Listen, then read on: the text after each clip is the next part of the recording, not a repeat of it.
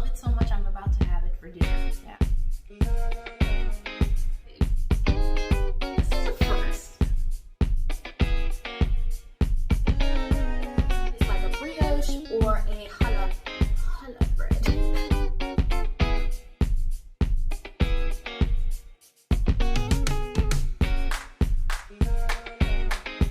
Hi everyone, and welcome to another episode of Whisking Away with Diana J. I'm Diana, and today I am so excited because we are going to make French toast, y'all. I mean, it's just that comfort food, comfort breakfast, it's actually 7:30 p.m. here in New York, so I love it so much I'm about to have it for dinner. Yeah, that's just how I roll, even though I need to watch the carbs at 7:30 at night, but that's okay. This recipe is worth it. So if you want to learn how to make delicious French toast, keep on watching. I got you. But first, let's get our aprons on and let's get baking. Well, darn it, we're not baking because it's gonna be on the stovetop. Let's get cooking, stovetopping. I don't know. I mean, let's get baking sounds better. Let's get making. No, let's just get your aprons on. All the time. It never ends with me, guys. All right, so let's get started. So I have a shallow bowl to add my milk, add some heavy cream. To that, I'm going to add some good vanilla. I always like to use the vanilla paste because it has vanilla beans. Oh my God. And it just looks so pretty. A half a teaspoon of cinnamon. Cool beans, and a half a teaspoon of nutmeg. Love nutmeg. Use this in my coffee like every day. We're just gonna put a pinch of salt. The reason we're adding salt is because salt enhances the flavor. It's gonna enhance the flavor of that nutmeg, the flavor of that vanilla, the flavor of the cinnamon. Salt is just awesome. It's not too much of it. I'm gonna put about 1/8 of a teaspoon. I am now going to crack my egg in a separate bowl or a little saucer thingy. Make sure the egg is good. Dump my egg in there. All right. It's so funny when I was like, because literally today I was like, I want French toast for dinner, and I was like, let me just record it. And I was like, darn it, I don't technically have a recipe. It's kind of like, you know, you just know by looking at it, you just dump and go. And I was like, no, I want to put this on the show. I literally have to like write the recipe down.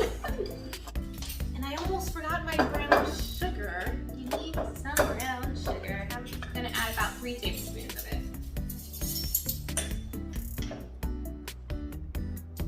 pat it down.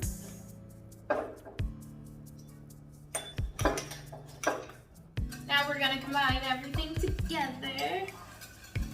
I'm going to move you guys to my stove. This is a first. Whisking Away with Diana J. I don't have one of those overhead cameras yet, so I'm just gonna slide you on over. So the best bread, in my opinion, to use when you are making French toast is an egg bread. That is like a brioche or a challah bread. That's what I have here. I cut them in large slices just so it can absorb, I guess, more of that custard. I have different sizes here. I have one of the regular slices from the ends, and then the ones more towards the middle. The slices, of course, ended up being pretty big because it's kind of shaped like it's taller on the top and it goes thinner on the bottom. So what I did was, the ones that are shaped like this, I just split it in half. And what you want to do is you want to kind of let it sit out and hang out maybe an hour before you make it, just so it can dry up a little bit. What that does is it just helps absorb the custard so much better when it's a drier bread. That's why they always say, oh, 1 day old or 2 days old bread, because it literally helps. It just soaks up all the goodness of the custard. So yeah, I'm going to take my first one, I'm going to soak it.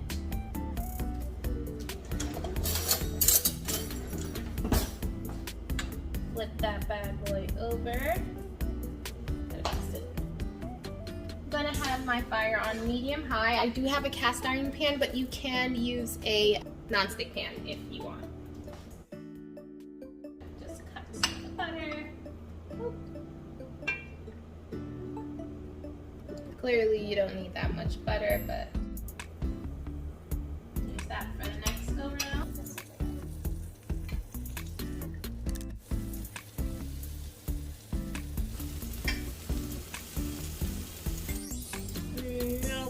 still needs a little bit more color. Let's check on this one because it may have hot spots, so I like to check. Even though I put this one in second, I'm gonna check. And this one is good. You want that nice brown color.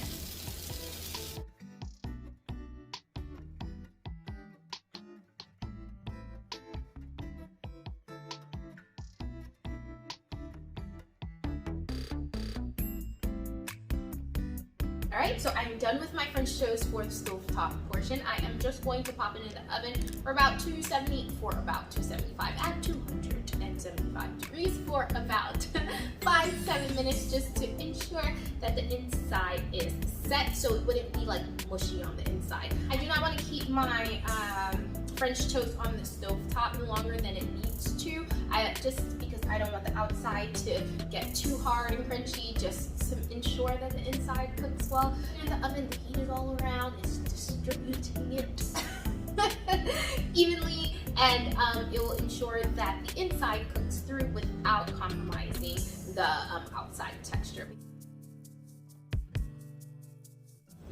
Okay, so I mean, you saw the deliciousness of the French toast. You saw it with your own 2 eyes, how scrumptious it looks. And now, I mean, I have to taste it. I have to taste it. So as you can see, I had it a little, I whipped some cream real quick while it was in the oven for the 5 minutes. Have a little dollop of whipped cream. I have my fruit there and some powdered sugar. Come on. Well, now dinner is served at 8 p.m. Oh